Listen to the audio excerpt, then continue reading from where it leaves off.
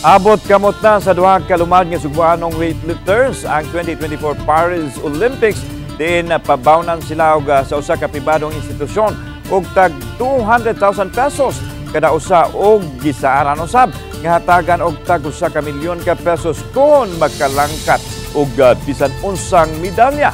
Sayro nato ang pagpangandam usab sa duha ka mga Olimpiada pinaagi nining report.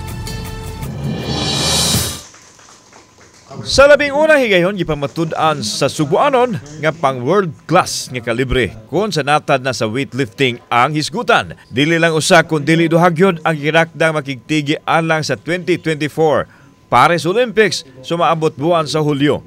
Sila ang lumad nga taga-Pasel nga si John Pivar Sinisa o Ilrin Ando lumad nga taga-Carita. Si Ando makigtigil sa women's division sa 59 kg samtang si Sinisa sa men's 61 kg.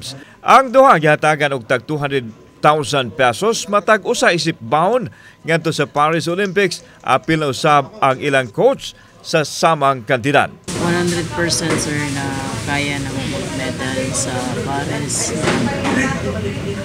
Train hard lang to. Jud siya sir, train hard. Mag-training ra ka. Aim lang ka sa medal. Sa Joseph Abilino, una-una dako jud pasalamat dahil kay sa attorney ko, kay Ma'am Candice sa suporta na ihatag nila. Di man lang karon sa una pa tong time kami na athlete kami. Di man siya nag-ano na suporta. Hangtod karon suporta pa rin. Gipasalig sa masugbuanong Paris Olympians nga ihatag nila ang kapin sa usa ka 2% aron malangkat ang medalya.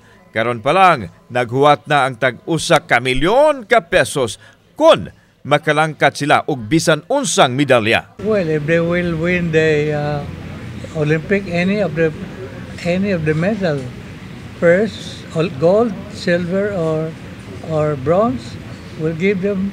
So it's right now 1 million for any of the three, depending sa goal. But right now 1 million. It's so big, no? Nakanang achievement nila. So it's so big. Murag dili pa ragdamgo lang yun.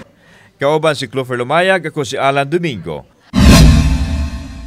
Balitag Bisdak.